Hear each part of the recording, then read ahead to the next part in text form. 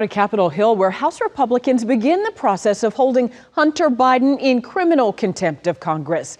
And the president's son made an unexpected appearance with his attorneys outside of the hearing room at the Capitol. The House Oversight and Judiciary Committees are holding separate markups of the contempt resolution. Now, they both subpoenaed Biden for his testimony as part of the impeachment inquiry into President Joe Biden. But he refused to show up for a closed-door deposition last month, instead holding a press conference and demanding a public hearing.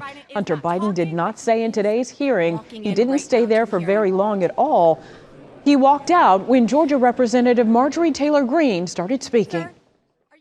Thank you, Mr. Chairman. Excuse me, Hunter. Apparently, you're afraid of my words.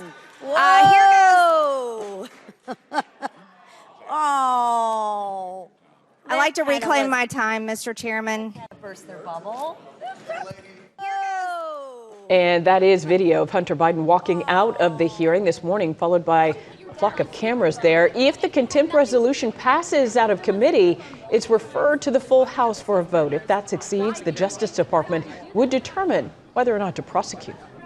Well, the House-led impeachment inquiry into President Biden stems from unproven claims that he was involved in or financially benefited from his son's foreign business dealings. Both Bidens deny those allegations.